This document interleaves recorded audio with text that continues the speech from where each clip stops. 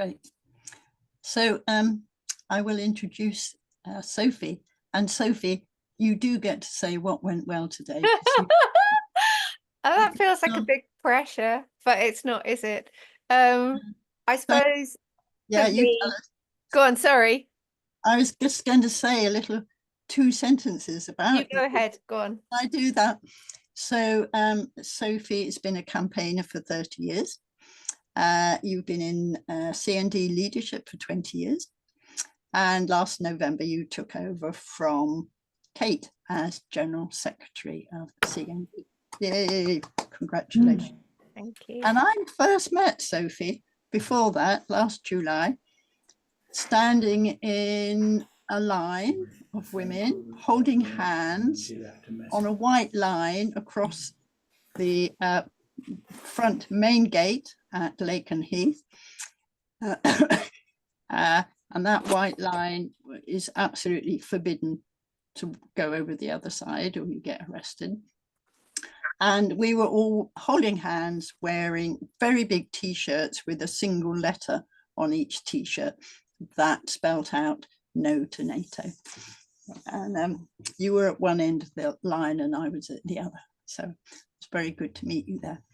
So yes, over to you. What went well today? Oh, thank you. I suppose what always goes well is feeding the birds, which is always an absolute pleasure for me. And also walking my dog. And today it was, it's just so lovely and sunny. So those are all good things. And I'm here with you too. So that's wonderful. It's just really, really lovely to see you all. And what's also so nice is I think I've met quite a lot of you in person now, which is a big goal. So yeah, so it's really great to be with you. So you've asked me to sort of talk about the whole campaign around stopping US nuclear weapons coming to Britain. And what's going on at Lakenheath. So that's what I'm going to do. So obviously we know that the sort of the US sort of plan to cite US nuclear weapons at Lakenheath is part of this sort of nuclear build-up across Europe that's been going on for years and years now. This isn't some sort of new project. They've been planning this for a long time, and it's all about sort of strengthening sort of the nuclear presence in Europe, but also bringing like new nuclear technology into Europe, which is even more dangerous.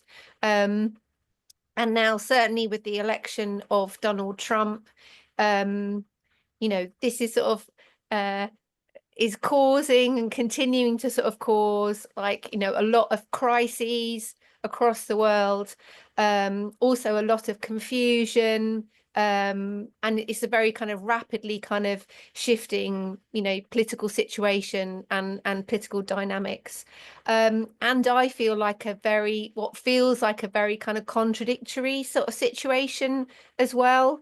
Certainly on the one hand, if you look at the situation, in Ukraine, Trump appears to be securing, a ceasefire, political settlement to end the conflict, which is obviously incredibly important, to stop the sort of slaughter of hundreds of thousands of people and the devastation of Ukraine. Very, very important. And also, to sort of reduce, stop, halt, this of the threat of nuclear use. Yet at the same time, Trump is massively kind of pressuring NATO states to more than double their military spending to at least 5% of GDP. So very kind of contradictory situation there. And we're seeing that European countries, like led primarily by France, are really now sort of turning around this situation and using it to sort of argue for a sort of European army, talking about peacekeeping troops in Ukraine in a sort of, you know, post-settlement situation to defend Ukraine. And Britain is completely leading up on this. You know, coming out, you know, Starmer's come out and said that, is promising boots on the ground if it's sort of necessary, and still very much kind of pushing to continue to arm Ukraine, to continue to sort of like wave, I suppose, the sort of the carrot of like NATO membership for Ukraine, despite, you know, there being no evidence that would be possible. And certainly in CND's view, that definitely does not help Ukraine's security situation. Really driving for a kind of massively increased militarization of Europe around this time, and no sort of discussion or raising the possibility of genuine sort of peacekeeping troops, like, you know, made up of UN countries, you know, sort of neutral countries that could and maybe, you know, need to play that kind of role to really sort of try and stabilize the situation and bring about a sort of a sustainable peace, which we all want to see in Europe. You know, what we're hearing is this real kind of drumbeat towards war, you know, building up, like, you know, continued confrontation, you know, potentially against Russia and sort of further afield. So, you know, is what's going on like at odds with sort of Trump's plan, is how it's kind of being presented. But what's interesting is that in November, people might have followed this, that you know, before Trump was elected, he was sort of talking about a peace plan for Ukraine, which involved thousands of British troops in this so-called kind of peacekeeping role.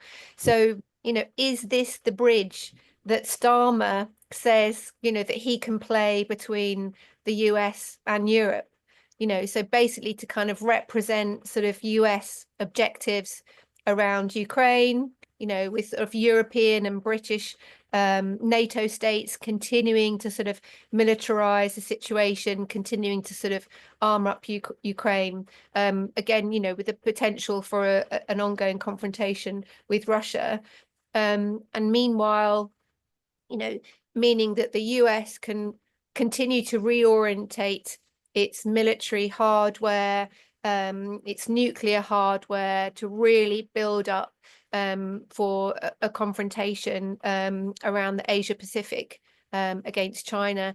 And certainly, you know, there are a lot of advisors in the Trump sort of administration who are very much of that view, that that's what the US should be doing. So it should be completely orienting to have a military global confrontation with China, which is obviously, you know, incredibly serious. And of course, because you know, this isn't World War II, you know, this is a situation where, you know, countries like the US, Russia, China, Britain, France have nuclear weapons, and they could be used.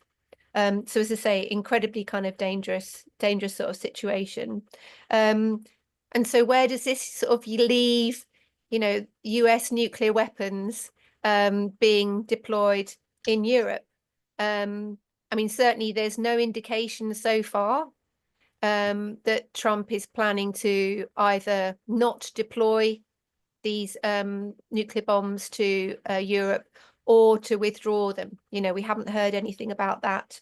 But, you know, obviously their withdrawal together with like Russian nuclear weapons out of Belarus are absolutely critical in order to kind of reduce the nuclear risks across Europe. Because, you know, as I say, we've got this sort of continued kind of heightened situation across Europe, but also the significance of these particular nuclear bombs, the B6112s, are particularly dangerous. And that's because, you know, they are just as deadly in terms of sort of their destructive power, you know, potentially 3 times the destructive power of the Hiroshima bomb, as these free fall, like, traditional free fall nuclear bombs. But these ones are satellite guided. It gives them an additional kind of propulsion, which means that they can go much further, deeper into enemy territory, and putting sort of the fighter pilots at much less risk to themselves. So much greater possibility of these nuclear weapons being used. And, there's lots of discussion, it's been going on for years now, talking about sort of these battlefield, as they're called, nuclear weapons, usable nuclear weapons. They're sort of smaller, so they are kind of more destructive than conventional weapons, but they're smaller, so therefore they're not quite, it's not quite the nuclear taboo, which of course we know is complete and utter rubbish. These are indiscriminate weapons. They are toxic. The radiation that's released from them causes generational cancers, completely sort of poisons the landscape. You know what I mean? We know all this. We know how dangerous they are, and so they can't be talked about in this way. But this is how these nuclear bombs are being talked about. So they are incredibly serious. They are incredibly dangerous. And as I say, in this kind of heightened situation that we're in, there's still sort of real risks of them being used. So now we come on to, have they actually been deployed? Have they been delivered across Europe and here in Lakenheath? Certainly in January, Harubi, the former nuclear administrator in the US, her outgoing sort of speech was, they are now fully forward deployed, is how she referred to them. And so there's been like a lot of discussion and speculation about what that means. Does that mean that they are on their way to being delivered, or they are already in situ? And that was made in January, but we have total government secrecy excuse me, in terms of Keir Starmer and John Healey, despite the fact that, to be citing such nuclear weapons in Britain, is incredibly dangerous. It makes us all a target. And, Lakenheath could be involved in nuclear confrontation with Russia potentially. And yet, CND has now written to Keir Starmer, we've written to John Healey. There have been MPs like Shokat Adam who've put questions in Parliament, and the answer that we get is we can neither confirm nor deny, which is completely and utterly unacceptable. As I say, when we think about the risks that this poses to the population in Britain, absolutely kind of no accountability at all, no parliamentary discussion, no parliamentary statement even, and no consultation with the public, and certainly with communities living around Lakenheath. So, as I say, CND is like trying to put the pressure on here. We've got supporters lobbying their MPs to call on Starmer to come clean on this, to sort of say what's kind of going on.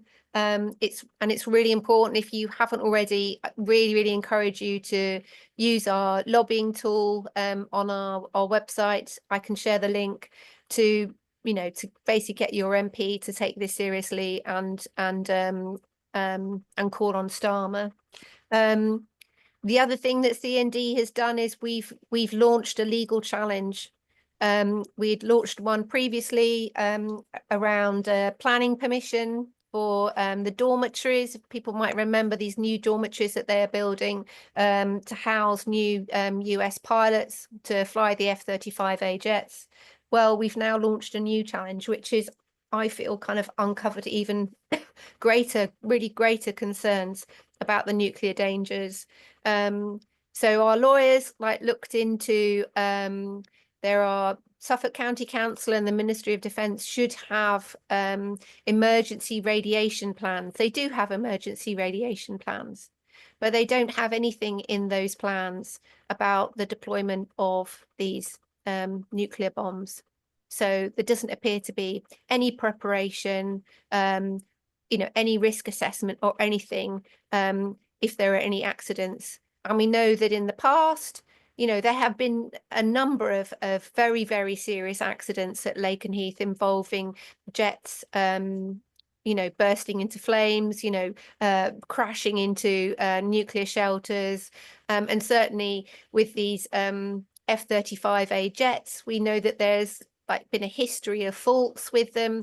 I'm sure people have seen videos of them on YouTube where they sort of crash land and the nose sort of crashes. So this is very, very serious. These jets could be carrying nuclear weapons. There's also the issue of drones. I mean, this is something that's been taken up by drone wars, and we know that this is drones are sort of being used in Fairford, but these drones could collide with these fighter jets and again kind of cause a crash, cause a very sort of serious accident.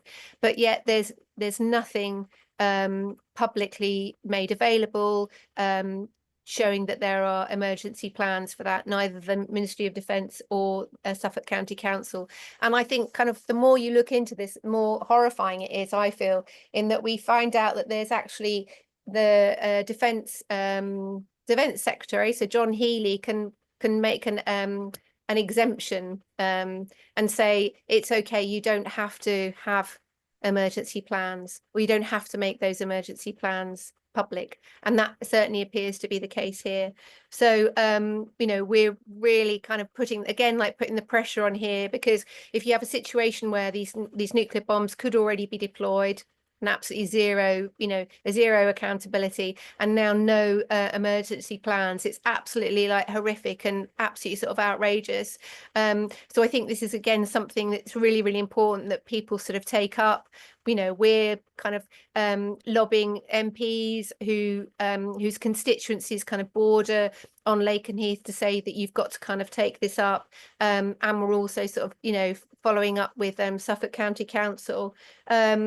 It's really important that we keep the pressure up, which is why the Lakenheath Alliance for Peace Camp, which is coming up not far away now, in April, is so important in terms of putting the spotlight on Lakenheath and really drawing attention to these nuclear dangers. So I really hope that people will take part in that. There's just so much amazing work that's going on to make the Peace Camp really, really dynamic and really interesting and really engaging.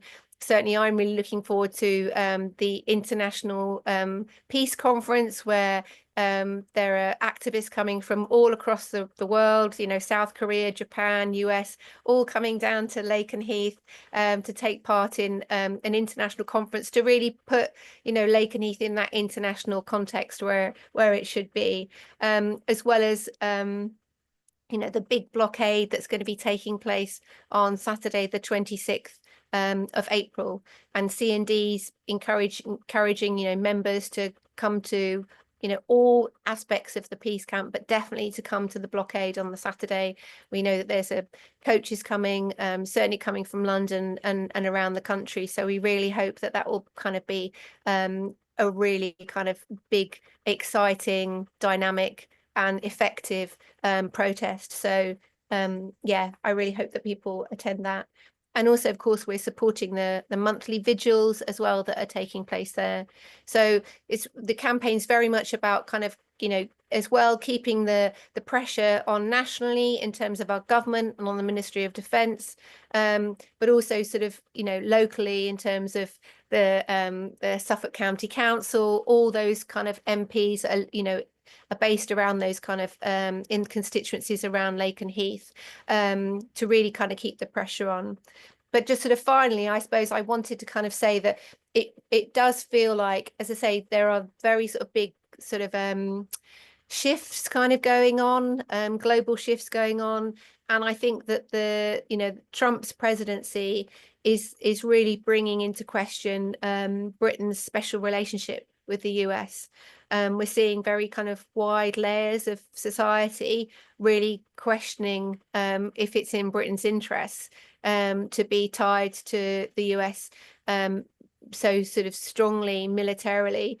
Certainly, like the Financial Times, you know, there's been lots of debates in relation to economic sanctions, the threats of tariffs to, you know, European Union states, as well as the possibility to Britain.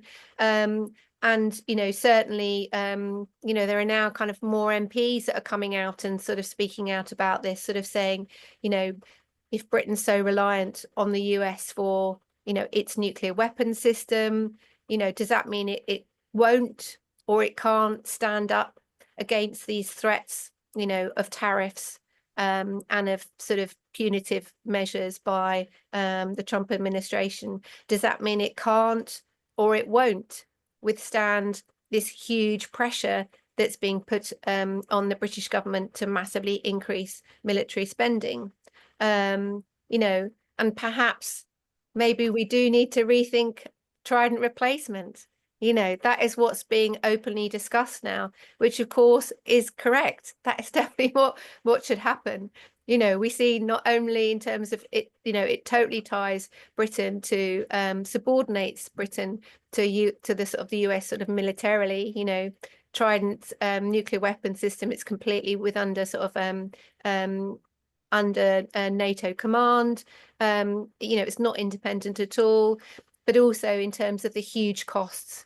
And that's aside from this big threat around big, you know, increases on military spending, you know, the billions that have been wasted on Britain's nuclear weapons. And yet another report by, you know, government watchdog has said that the upgrade of Trident, you know, building these new nuclear submarines for the third year running, they've rated it as a red, basically saying that it's unachievable.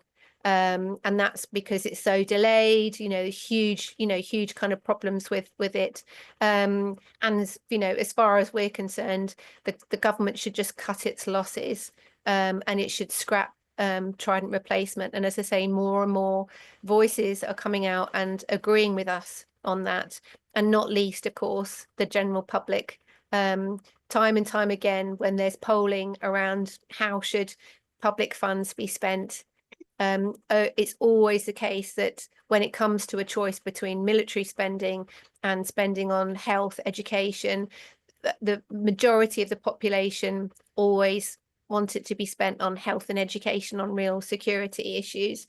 So I think that, you know, as the sort of the tension, you know, like these big sort of economic kind of pressures, you know, get worse and worse and worse, we're going to see, I think, sort of more and more of these kind of splits coming out in terms of people kind of questioning Britain's, you know, role in the sort of US military machine, you know, questioning whether we should be spending all this money on nuclear weapons, but also like, you know, opposing this kind of drive to war, this drive to sort of increasing kind of military spending when the result is, you know, massive increase in austerity. Meanwhile, you know, the climate crisis, you know, continues unabated. So, and more people can see that in front of them, can't they? You know, huge, you know, terrible floods, you know, wildfires, it's really clear. So I think on so many levels now, things are really shifting. And I think for us, it's a really important opportunity for us to be kind of being confident about our arguments and really engaging with people, because they are really wanting to hear that we have the solutions to these myriad crises, which are very, very frightening and can feel very confusing. But, you know, peace, nuclear disarmament is not some fringe issue. You know, it's very much kind of resonates across society. So thanks very much. Thanks, Sophie. Thank you very much. What you say is like so interesting and so crazy and so sobering all at once, and especially in the context of all the shifts that's going on right now.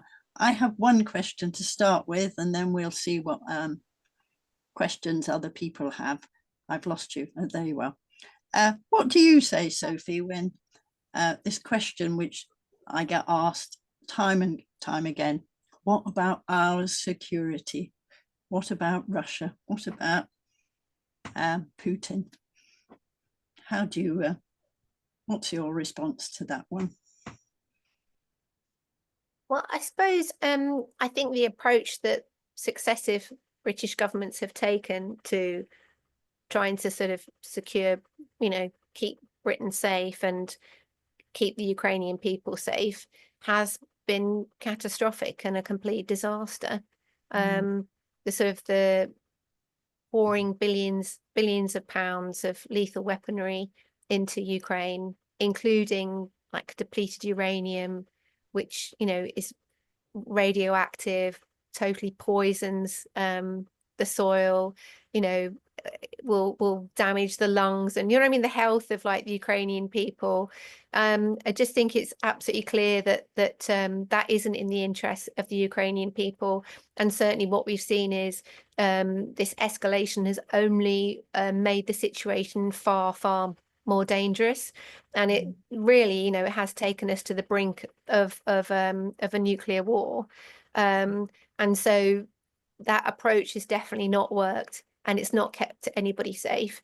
And of course, it's just prolonged a very dangerous crisis, which has impacted on so many levels in terms of, I think it's, it has helped kind of fan the far right.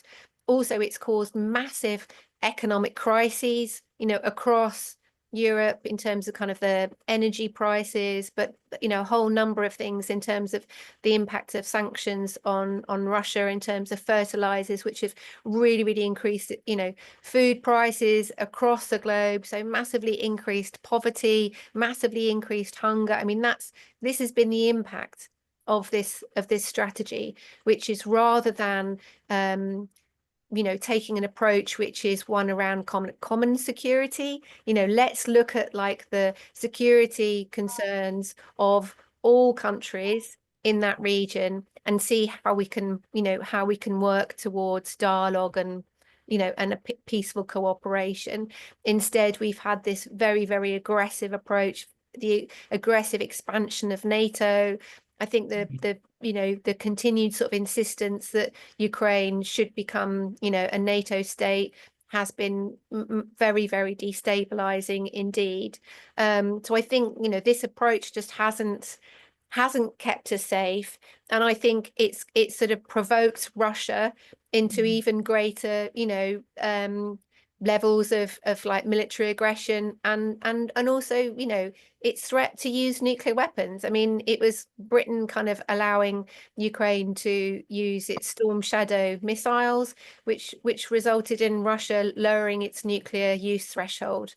So I just think on all levels, that it's just been a complete disaster. And I think Britain has played a particularly pernicious role. If you think about Boris Johnson, March 2022, a month into that conflict, flew over to Turkey to sort of literally sabotage the peace talks there, because the issue of NATO membership for Ukraine was being discussed. And I really feel that kind of again sort of exposed that this really wasn't about Ukrainian sovereignty and the interests of the Ukrainian people. It was actually about something, much wider than that. And it really was about, exploiting, very difficult situation, totally not in the interest of Ukrainian people, and much more about, what kind of confrontation was going to happen with Russia and all that really terrible stuff. And certainly like CND, since 1960 has been opposed to NATO and has been opposed to the expansion of NATO because of this terribly kind of destabilizing role that it plays. It's not a defensive alliance, it's an aggressive alliance, and also it proliferates nuclear threats, the presence of nuclear weapons through its nuclear sharing policy. So yes, I mean, that's that. I mean, obviously like CND, obviously completely condemned Russia's invasion, but as I say, we feel that was kind of provoked, and Britain's response to that, as well as other kind of European countries, has made that situation far worse. Yeah, thank you. Okay, Questions? Who's got a question for Sophie? Or you could just say whatever you think. Any comments?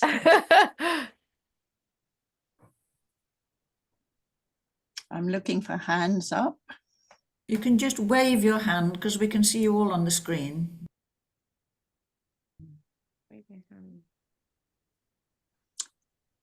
Richard's got one. Yes, thank you. I'm wondering if you heard Sophie on, I think it was on Radio 4 today, programme this morning, the Institute for Government spokesperson talking about the effect of this ramping up of defence spending in this country. And she explained, I thought very clearly, that even a 3% GDP spend on defence, so-called, would result in a very, very considerable loss of funding for departments such as local government and the environment and other what they call unprotected services. In other words, services that government funds or provides, which they say they will protect come what may. She was then asked about, well, what about this idea of 5% cuts? And she answered that that was going to mean, in effect, that you will end up with no spend on things such as the environment or local government, because the massive bill would be such that you simply could not find the funding to allow many of these departments to carry on. Now, I wonder what your comments are on that and how we can use that to inform people of what may be coming down the line for us from a government that seems to be more interested in austerity and defence than anything else. Mm. Yeah, it's absolutely horrific, isn't it? I mean, it's sort of astounding that Starmer is still continuing to push this. This is a 2.5% of GDP. They're now saying it would be between 2 to 11% cuts for other government departments. And this is in a situation where the Bank of England has like halved the growth forecast for the British economy. So we're like, heading for recession, really, really, bad economic situation. And what is the government doing? It's just pushing ahead, with these very, completely damaging on all levels hikes for in defence spending. I mean, I think obviously it's like it'll just be catastrophic, like you say, massively increased poverty, how many more children are going to be sort of like, thrown into poverty than we already have, in terms of like older people like dying in winter. Do you know what I mean? Like it's just really, absolutely catastrophic. And of course we know that, universities are going bankrupt, like mass redundancies. You know what I mean? It really is the case that the infrastructure is going to collapse. And so it's an absolutely disastrous course, and the government have got to change course. And this is why I'm saying that there are more MPs, for instance, that are now prepared to speak out about this, and say, look, now is the time to shift, because, this isn't part of how the government are trying to present this as something positive, is that you're saying, oh, this is an investment, investing in defence spending is the way that we can kind of grow the economy, and it's this kind of catalyst. But of course it's nothing of the case, nothing of the sort at all. We know this. You can just see that in terms of the spending on Trident and Trident's replacement, billions and billions of pounds, hundreds of billions of pounds. have like basically just been wasted on, you know, bits of metal and destructive weapons, you know, that will either sit in a yard or will be blown up or will blow up something else. They will not be making anything. They will not be doing anything productive for the economy. You know, what we really need is we need that money being invested into areas where you really can generate the kind of sustainable growth that is totally necessary to like make sure that we have a planet and any kind of future, you know. So it should be invested in you know, renewables, and this is, you know, this is another area where the government's got it completely wrong in terms of cutting back the investment in sort of green renewable energy. So I think you know, that's absolutely right. I do think that it does give us more of a space again to be talking about these wrong choices, and definitely in terms of like why, you know, scrapping Trident, scrapping the upgrade is a no-brainer. You know, it's got to be done. That's a number one thing. But I think it's also about us kind of engaging in this very, very false debate that militarism is somehow, you know, going to be the sort of the panacea to give us a kind of peaceful life and security and all this sort of stuff. You know, you can't base sustainable economic growth on genocide, war, you know, the threat of nuclear weapons. And meanwhile, you know, I mean, you can't bomb your way out of the climate crisis. So I think that it does mean that there is a much bigger space now to be having these debates about the alternative. So you know, that's what I would say. You know, our kind of campaign is like nurses, not nukes. That's where the priority should be. The priority should be on saving lives, not on destroying them. And I think that again, that resonates really, really strongly with people, especially at this, you know, at this time. Great.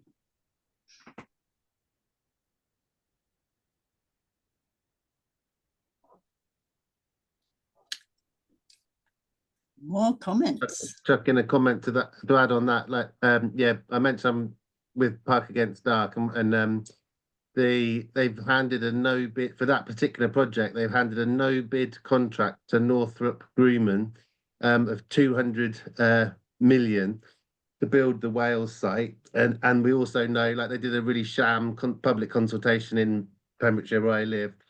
And people were going like, oh, if I apply for one of the jobs, because they're trying to say it's going to create jobs, and one of them actually, they had all these like top sort of bod MOD kind of really blasé, complacent sort of tops, essentially didn't really know what they were talking about. They kept dropping themselves in it. One of them said like, oh, well, are you into like catering or cleaning? And it's like the only jobs they were going to offer for any locals was like about 20 like catering, clean jobs.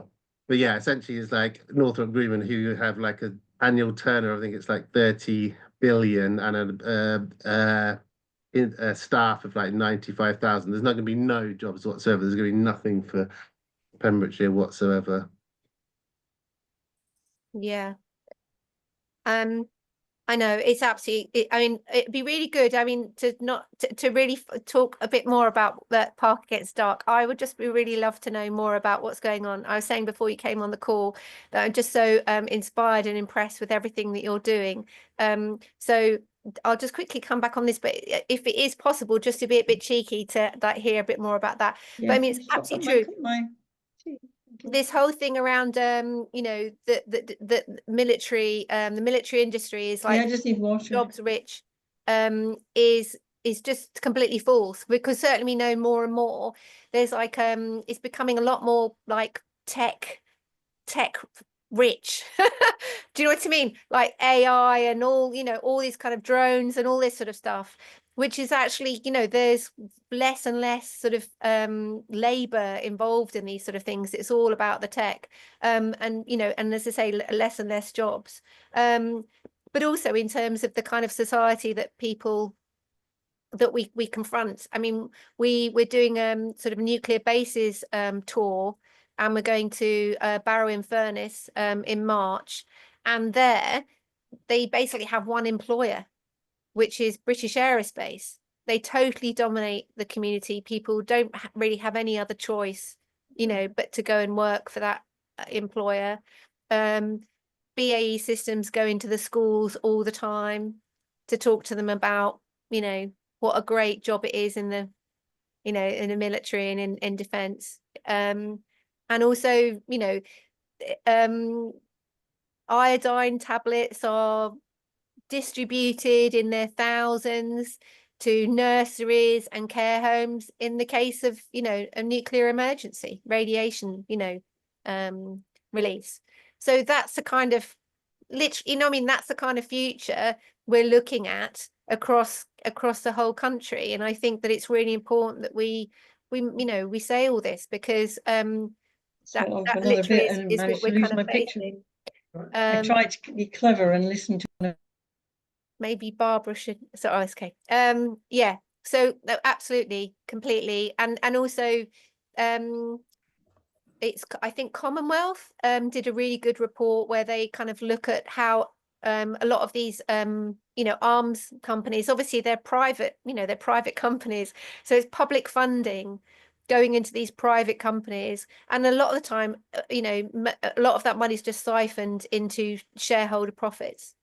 So, you know, again, it's really, there's absolutely no benefit for ordinary kind of working people in this at all. Jim, are you okay to say a little bit more now about what you're doing? No, I'm more than happy to. I mean, I actually came to this meeting because, like I say, I'm in Suffolk quite a lot because of my mum's situation. I would quite like to support the Lakenheath stuff. And I've got a camper that I travel in, so but we can touch on that separately or whatever. But yeah, no, I'm more than happy to. What should I do? Give a quick sort of update on the campaign, or okay sort of with you, Sophie? Oh, sorry, I feel like I kind of slightly like yeah, is that all right? Yeah, absolutely. I'd like to hear if you're okay with it. Yes, please. Yeah, Jim. yeah, totally. Okay, cool. I'll try.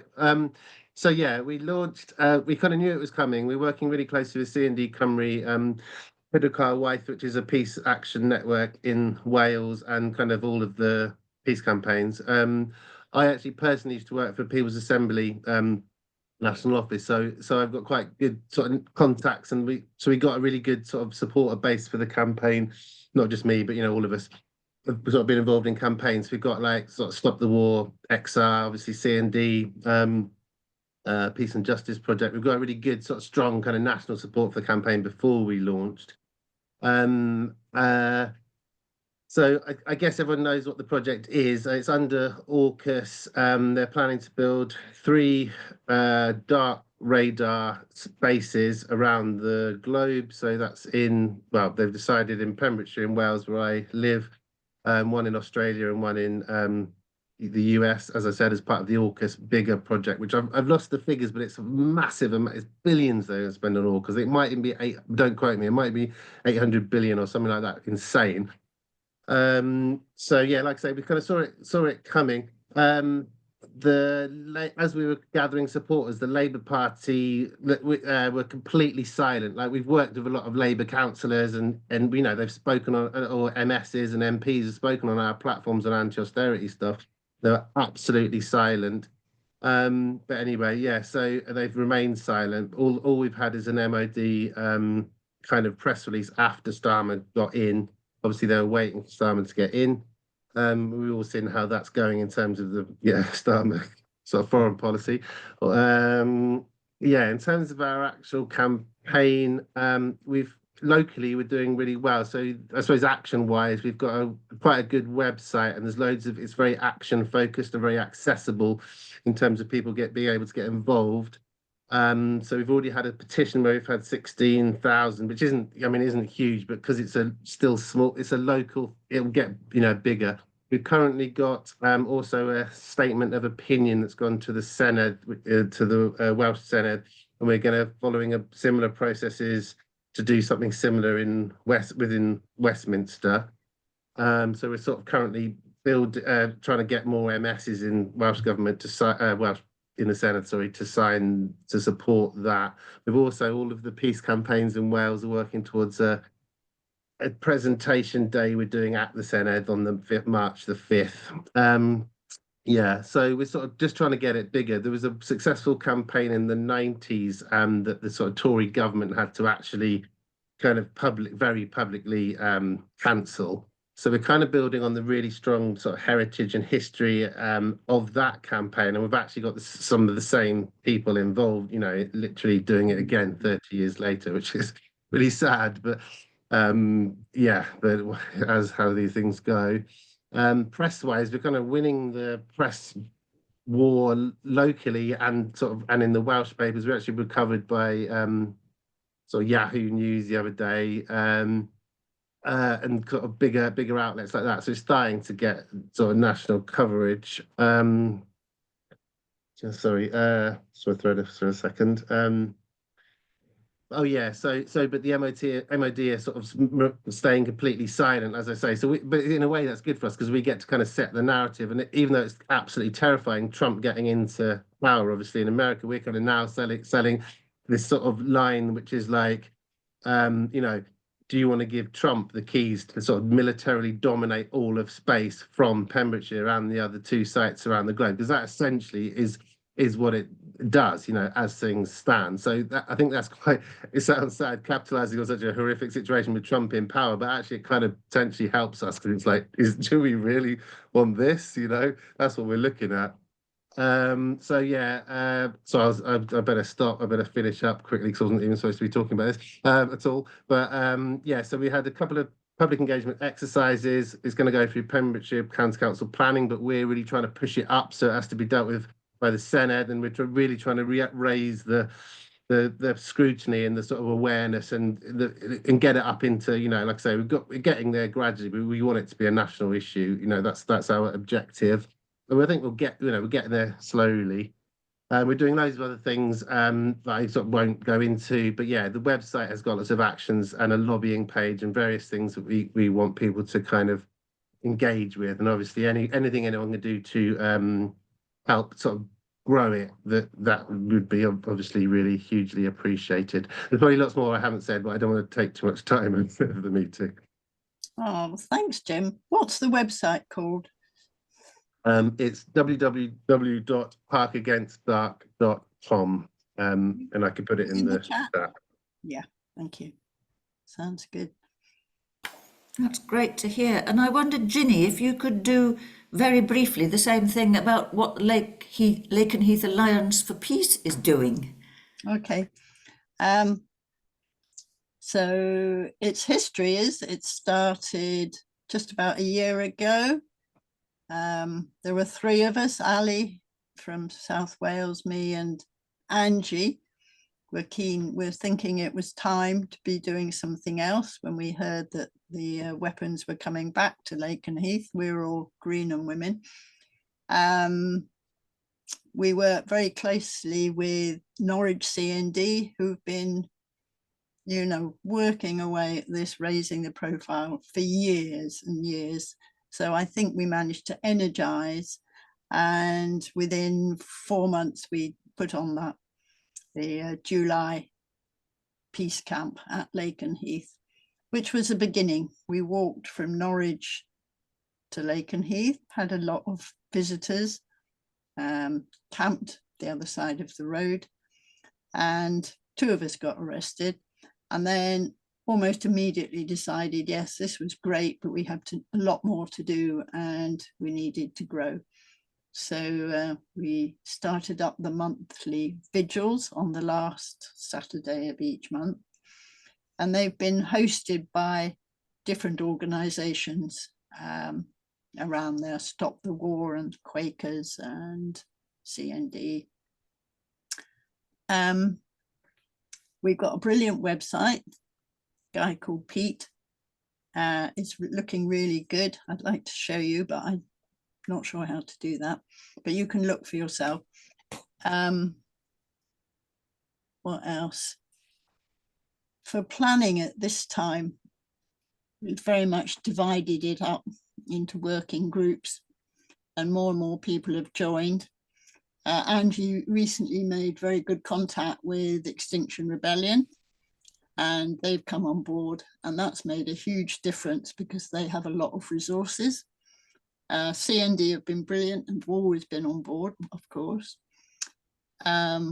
We have planning meetings regularly, and for the coming camp in April,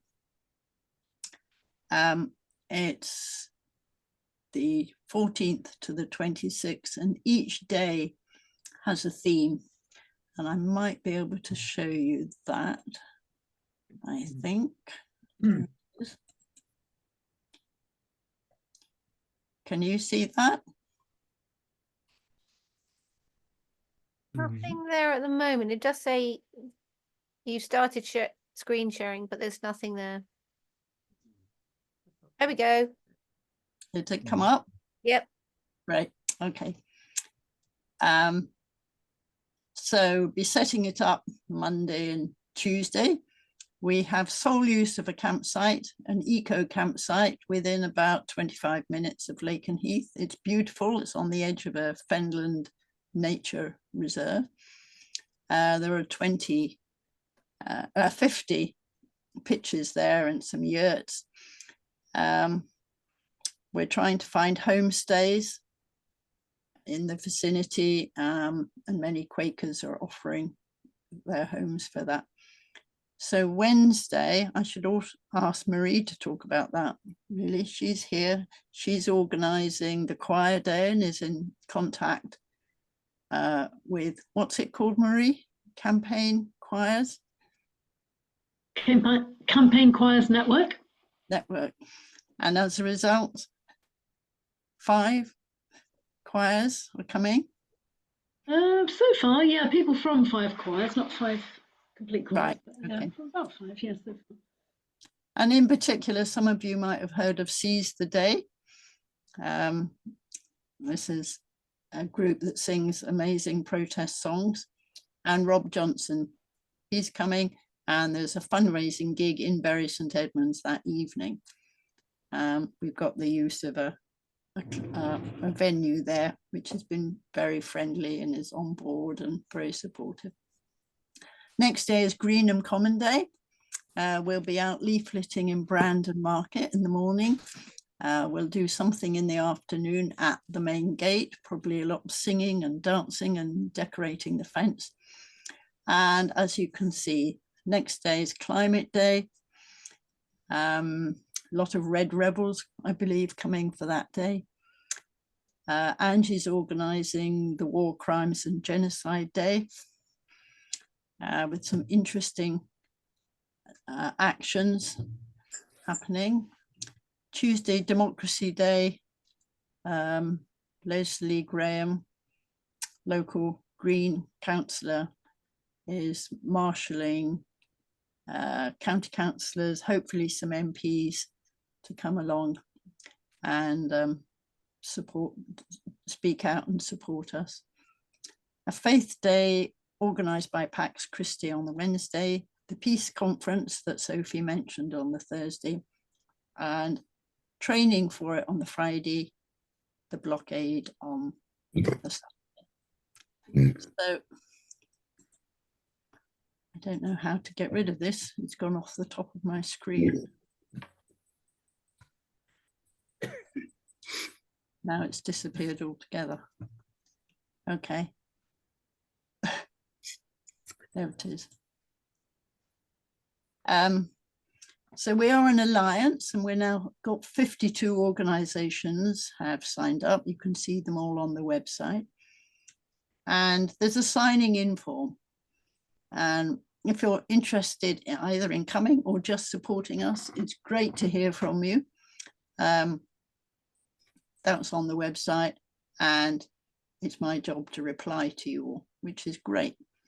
And we're up to 258 at the moment. We're expecting far more people to come, probably without signing up. What else? Is that everything? Any other questions? What haven't I said? There will be food. we're thinking very hard about access. I think many of us are somewhat older now, can't stand around or camp quite as easily as we once did. Yes, well-being. We have the working groups, a very active creativity one that Zareen coordinates. They're going to do banners, well, all over the place, not just at Lakenheath, I think.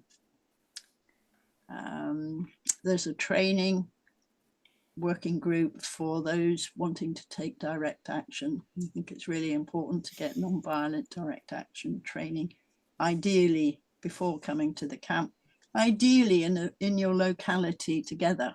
Like if enough people were coming from Abingdon to form an affinity group and come together and do together whatever it is you plan to do.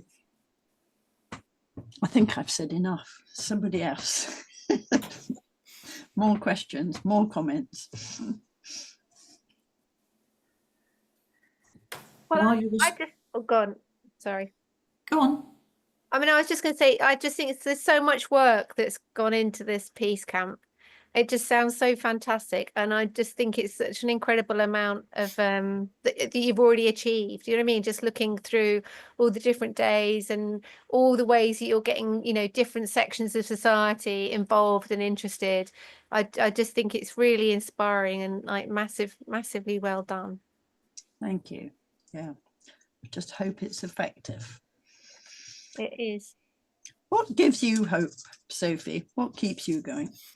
This activism, campaigning, because you're around people who feel that, you know, the same way as you, i.e. they are continuing to want to try and make the world a better place, and they are prepared to put aside time, resources, energy, you know what I mean, into trying to do that all the time, trying to work out what's the best way of being able to do these things.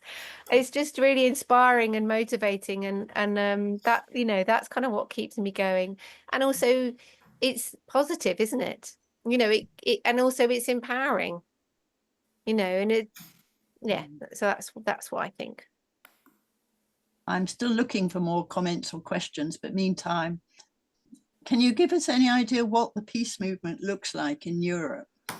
Because this is another thing that I've become aware of doing this work with Lakenheath, that there are people out there that I never knew about before.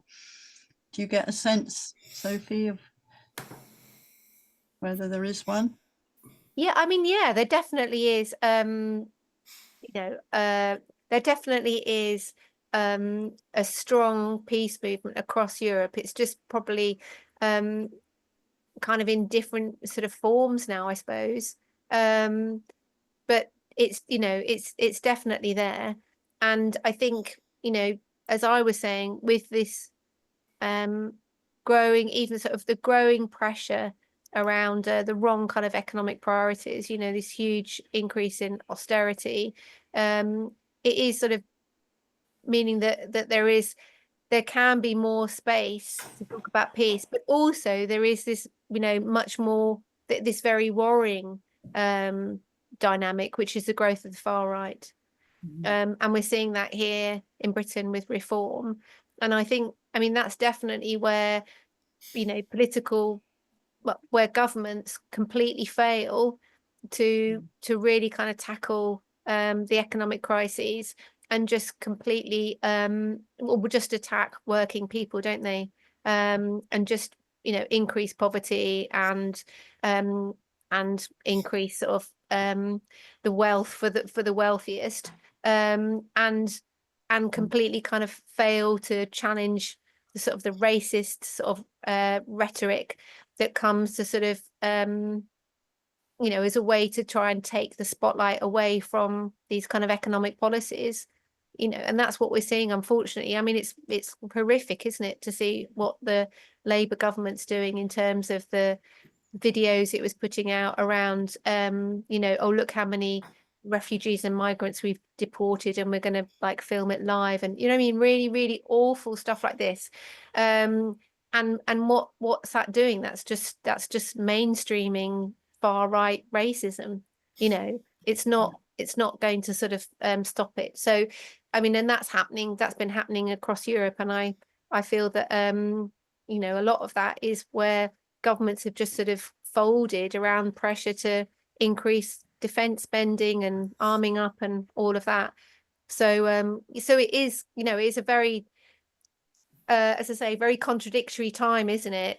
And there is, you know, a lot of dangers out there. But I think that, at the same time, there are more voices and more people wanting to kind of hear the alternatives, you know, to war, racism, you know, sort of climate like chaos, you know what I mean? And that's definitely there amongst kind of not just young people, but people of all ages. And I think that's where our strength is. If you look at kind of you know, all the sort of protests, I suppose the biggest sort of mobilizations have been around kind of Palestine. But if you look at the sort of the demographic of those protests, they're all ages, you know, and that's what's so important, isn't it? Like what kind of gives us our strength. Could I just add something about European involvement? Is it okay? Quickly. Derby is twinned with Osnabrück, which is known as the European City of Peace. And it took an arts organisation in Derby to organise. We'll have a Derby Peace Week when we have various activities. And I didn't realise how big what was happened with Artcore was, but they'd organised a live video exchange with the youth exchange people with Osnabrück. And to see what they were doing over there in relation to awareness of nuclear dangers, awareness of conflict in different parts of the world, and positive ways that young people, who were mostly young people on the screen, which shocked me, were there talking about positive ways, which included arts and sports and shared activities. It was mind-blowing. It was so positive. So I'm glad you've asked something positive, because I was beginning to lose it again, but I do remember how good that was.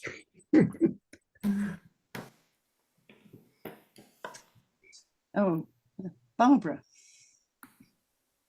You're muted, Barbara. Shall I unmute you? There you go. You're on. Oh. She's still muted. You're still muted, Barbara.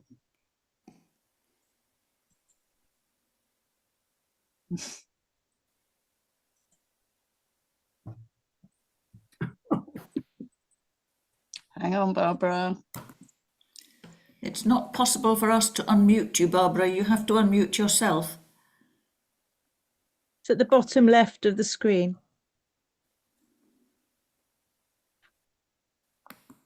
Oh. We can't hear you.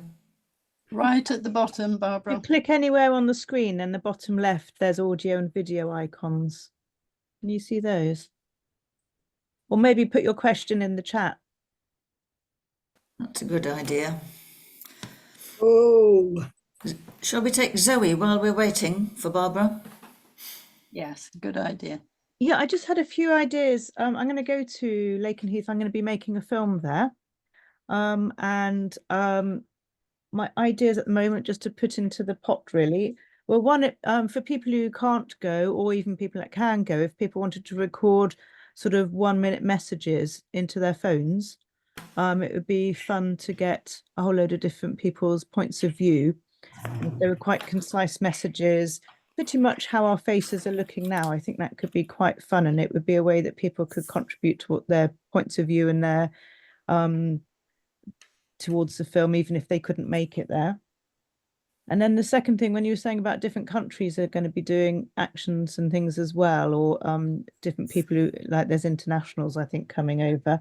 I'm quite keen to film lots of things like the speeches, and there's virtually no Wi-Fi outside of Lakenheath. I even struggle just to upload a photo when I'm there, but I was thinking that we could pre-record lots of things like the speeches and get people to record things from different campaign groups, and then we could combine it all together with presenters So I've been talking to Angie Zelter, but we could have a number of people presenting, but we'd need to take them off to somewhere where we had good Wi-Fi, like a cafe nearby, or just anywhere that Wi-Fi does work, and then get some pieces where people link those films together. So they might say, here's, let's go and listen to what people have got to say from around the country who couldn't make it here today. Or this is what these people in this country or this peace group want to say. And then we could cut to those and then stream it out as a live stream, but it would also be a whole film. So it'd be quite rough and ready. But we could actually do that once or twice during that Peace Camp week. I was thinking like 2 or 3 days in, and then one towards the end. And then I think there will be a more polished film made afterwards. But it was just to sort of let you know, film ideas that are brewing for that Peace Camp. So when you say record on your phone, do you mean a video or an audio? Video, I think pretty much like if people held their phones so that they look pretty much like they do in the Zoom call now, and just said, like up to a minute of their point of view, then we could actually drop those into that live stream. I can make a compilation. I've done this before with protests where I've got people to send messages of solidarity and things, and we can drop them all in. It just means that people can contribute if they can't make it. So if you could maybe email me with how we would do that and who we would send it to, then I can send it out to the people that are here. Will do. I'll do that. Could you also send it to Oxford CND, please? I can put it in our newsletter. Sure, we'll do that, Nigel. Good to see you. Cheers, Speaking of the film, Ginny has actually got the film that you made last year, Zoe, of the Peace Camp, and we wondered whether it would be a nice way to end this Zoom call to watch the film together, if you'd like to. Maybe we ought to have a show of hands as to whether people would like to do that. Would you like to? Yeah, looks like quite a lot of people would like to. First of all, Barbara seems to have unmuted herself, though. Yeah, I don't know how. Well, my question was, how do we engage with younger people? Because that seems to be an issue which Palestine Liberation, these groups are doing it, and XR are, but the peace movement doesn't seem to be doing it as effectively. Good question. Social media. It's a good way to get through to them. Get things into their social media. So it's one way. I don't think people have the fear of nuclear weapons that the youngsters aren't so scared of them as people my generation were. I think they are. Yeah, there's some interesting polling that's come out. It came out around the time of the doomsday clock, and it was done by YouGov, and it was looking at what do people feel are the kind of the most serious kind of existential threats that we face, and it's now nuclear war. Basically since the Ukraine war, it's like massively gone up. So it was like 60%, 62% of the population thought that, it was going to be nuclear war that was going to end the world. And when you looked at the demographic, it was like across all age groups. You know what I mean? So like young people felt equally strongly that it was going to be nuclear war, not climate change, that, finished us off. So I think the Ukraine war has definitely meant that people of all ages, and especially young people, are actually very frightened about nuclear war.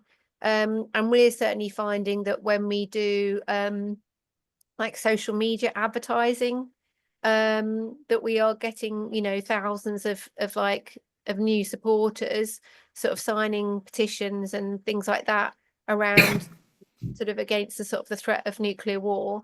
I think it's sort of that it's like, how do you bring those young people into activism? And I think the thing with Palestine is it's such a huge, it's like it's been on our phones, it literally is kind of like now, like life and death, isn't it? Like, whereas I think people are frightened of nuclear war, but it still is sort of, it's not happening yet, is it?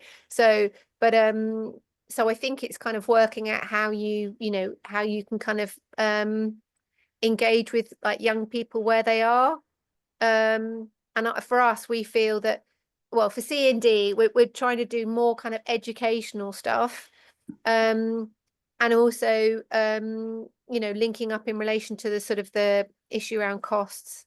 So you know, university students pay like, you know, 50,000-60,000 pounds now to go to university more, you know, and like it's just you know, huge cuts, all this sort of stuff, you know what I mean? And they're increasing tuition fees all the time. So it's sort of, you know, arguing the wrong kind of economic priorities, really. And as I say, kind of really just also trying to sort of offer hope, you know, that this isn't, you know, that this isn't inevitable. And in fact, it's always historically been people and public protest that has stopped nuclear war from happening. So yeah, I mean, I think, as I say, I think it's totally understandable that young people are turning around Palestine, you know, because they're literally seeing a genocide unfold on their phones. But we are part of that movement because we totally recognize that, you know, what's happening in Palestine impacts, you know, the whole world in terms of how people are treated, you know, how wars are conducted, you know, how international law is just ripped up. You know, what does this mean in terms of sort of the concept of future wars, and you know what I mean, all of that. And we don't want to be in a situation, of course, where this does escalate across the region into some kind of nuclear conflict. So CND is part of that movement, but we're not saying to people, you know, don't protest on Palestine, you know, protest on nuclear weapons, because we see them as all completely interlinked. There's Murray. Yeah. Yeah, thank you. I just following on from that, Sophie, I remember reading some research quite a few years ago now, actually, asking, it was asking youngsters in different European countries what they thought about nuclear weapons, the risk of nuclear war. And it also asked them, were they involved in doing something about it? And if not, why not? What was stopping them engaging? And it was different in some of the different countries and so on. But one of the key things for a lot of those young people was that they felt they couldn't make a difference. They felt that nothing they did was going to change anything around that. So what was the point of kind of being part of one of the campaigning organisations? So I think that's critical. I think we have to find our points of leverage and where we do have some influence, and convince people that we can make a difference on it. It probably applies to older people as well as young people, actually. If you think you're not going to make a difference, then why would you bother, you know? Yeah. Can I just make a different point that I was going to make about the US weapons coming back to Lakenheath? It might have been said, I'm sorry I was late. I had another meeting that I had to attend first.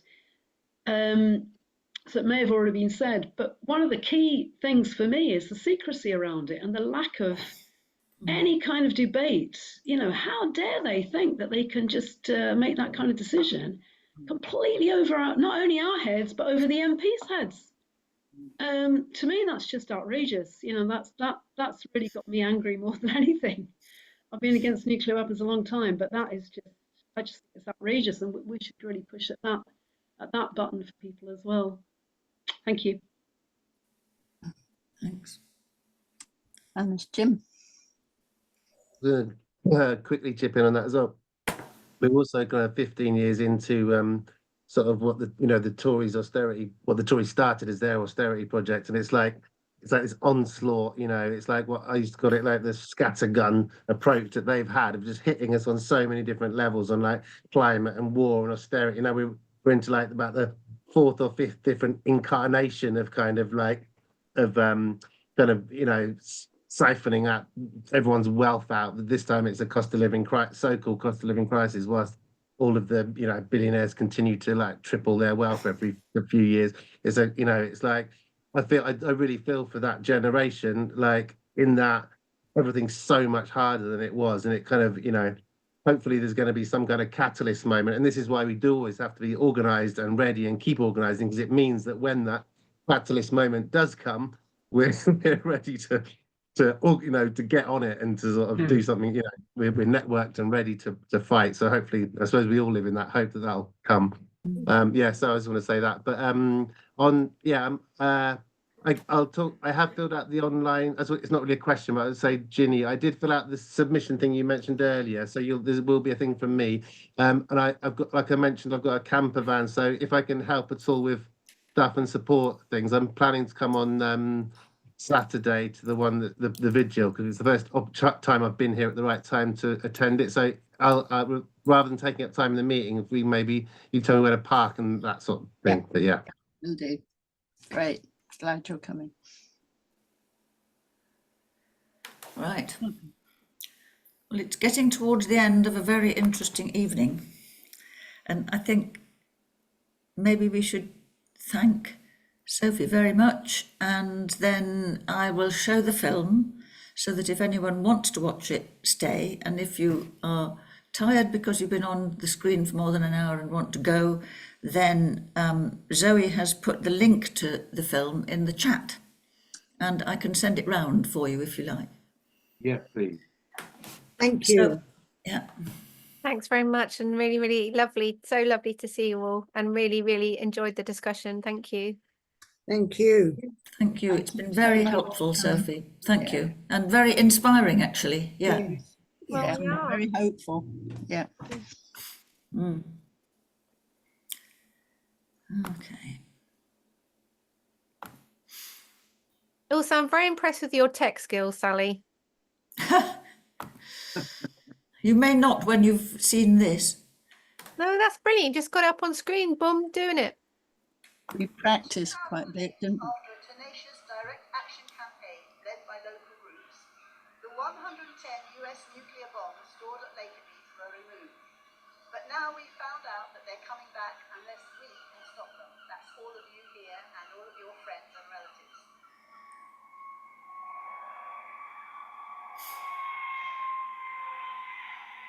We are now probably nearer to a nuclear exchange by design or accident than at any time. Hello.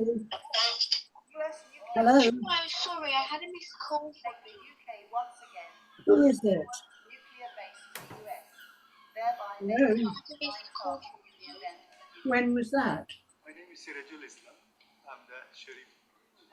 I'm here to support the good cause of the peace walk from Norwich to Lakenheath. We want peace and a future, not nuclear weapons and destruction. Thank you very much. You have a good time. Thank you. This walk and the following peace camp at Lakenheath is part of a civilian call to sanity and peace. So let's all join together and enjoy the next 2 weeks.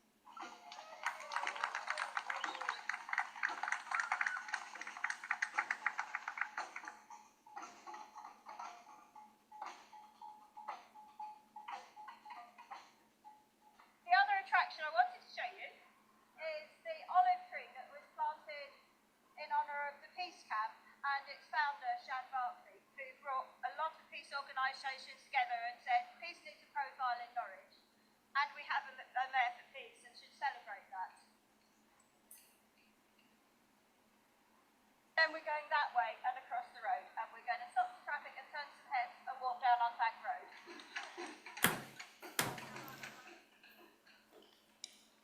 We're doing a 3-day walk to the base. Nuclear weapons are internationally banned. So please come and join us. We'll be setting up camp when we get there for 10 days, and then goodness knows what happens. We were there at Greenham for 19 years, so watch this space.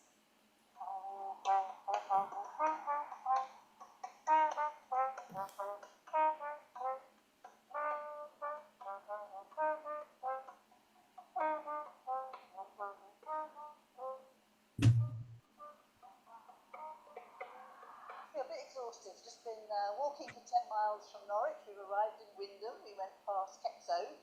There was about 30 of us. We had a lovely lunch done by a team from Coventry.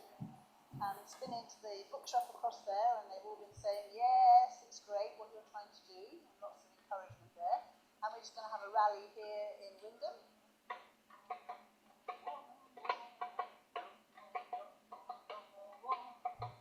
I'm Dr. Bimal Khatta, junior doctor working in NHS.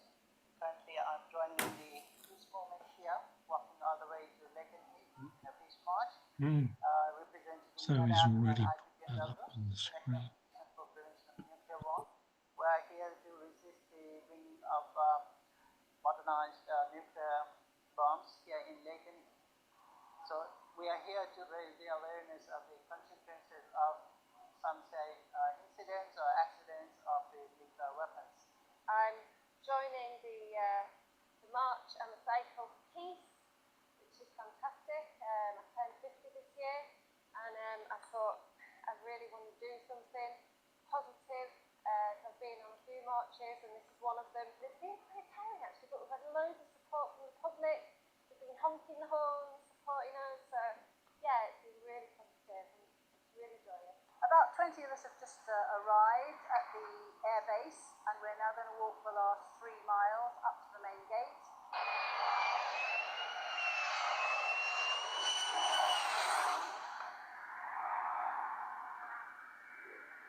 The issue, of course, is incredibly important, and it does affect local people, but actually it's a global issue, which is why we've got internationals, a few internationals joining us as well.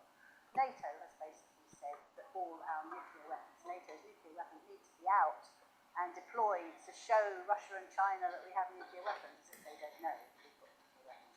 So they're upping the ante all the time, and I think we're nearer a nuclear holocaust by accident or by design very, very soon. So I just hope that reason will prevail. I'm at the peace camp outside Lakenheath. A lot of very good people have collected here at the peace camp. We've managed to get the stuff over here, opposite the peace vigil, and we're setting up the peace camp. We haven't got permission for this, but we're going to be very peaceful and respectful, so I don't see why they should stop us from staying here. We'll get up as many of these tents as we can, and then see who might join us. And then we'll put up a few banners, and then we will put up a loo, a toilet, which we've not been allowed over there, with a little tent around it so we can have some privacy. Because many of us, especially the 12 old women from Greenham Common, need to get to the loos fairly quickly and often. So we do need a good private space to have a pee. My name's Helen, and we're at the gates of RAF Lakenheath in Suffolk, and it's a peace camp that's going on over more than a week. People have walked here, cycled here, driven, come on trains to join, because there is a suggestion that there could be nuclear weapons, American nuclear weapons, coming back to British soil, and it's something that many people in Britain need to know about, because many people don't want it to happen. We're aware of the threat of what nuclear weapons brings to this country. We are here at the peace camp at Lakenheath to raise the awareness and let the general public know about there is no treatment or some sort of preparedness for nuclear disaster. There is no treatment at all, and the only thing we can do is to prevent it. As it says, the prevention is better than cure. It's not only in the Lakenheath, but the radius of, I would say, 30 to 40 kilometers, it will be a no-go zone area. This morning, 5 people went into the road that's going into New South Lakenheath, stood there, opened umbrellas, and said, no war. There's a mutual defence agreement which is coming up for renewal this year. It's an agreement between the Americans and the British about nuclear weapons. We haven't had nuclear weapons from America based in this country since we got rid of them in 2008. So the peace camp is here to highlight the fact that we're having American nuclear weapons on British soil again. People went to deliver the letter to the base commanders. Unfortunately, they refused to come and see us, so we may have to go back again later on in the week, when we will stay there until a base commander comes out or until they're arrested. Dear Lakenheath base commanders and all USAF personnel, we are all organisations allied to the Lakenheath Alliance for Peace. We are concerned that you are subjecting all of us, and especially local people, to a major existential calamity by preparing to use US-guided nuclear bombs. Just one of those could kill hundreds of thousands of people and cause devastation to our environment. This is a breach of major international humanitarian and war laws, as well as a breach of the UN Treaty to prohibit nuclear weapons. It will also make East Anglia a primary nuclear target.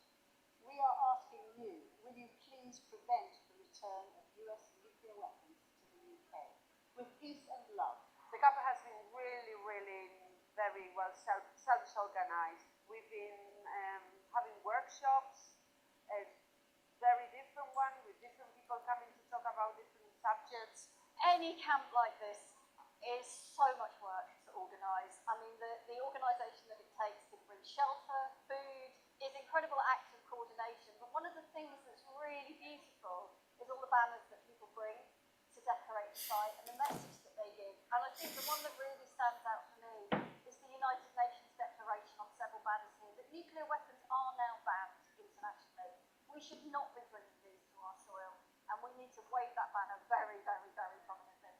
I'm at the base gate at Lakenheath once again, and it's absolutely amazing today. Sun really bright, getting hotter and hotter.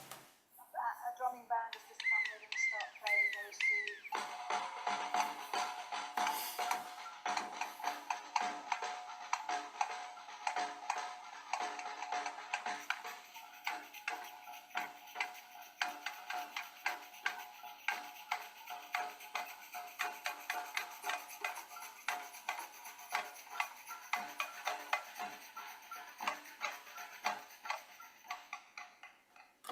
I'm Cerise from Cambridge Stop the War. I organised a minibus to bring a group of us here today. We're very proud to be here. Some of our members remember the camp back in the day in the 80s. We just really want to celebrate this action and give support, and we'll be visiting. We bought things that the camp needed. 5 people from the Lakenheath Alliance for Peace camp that went to deliver a letter to the base commander of the United States Air Force at Lakenheath. No, I'm going over the white line. You're going to stay here, please. I'm telling you now. You're going to stay here. Okay. Lady, please, yeah, we can't go past this line, guys. I'm afraid I've gone past. Stay here. The reason I'm going past is very simple, okay? They stepped over the line, which then goes into the US territory, to deliver the letter and asking the base commander to come and receive it. Once they had stepped over the line, 2 of them got arrested. They have been taken into police custody for what they have done.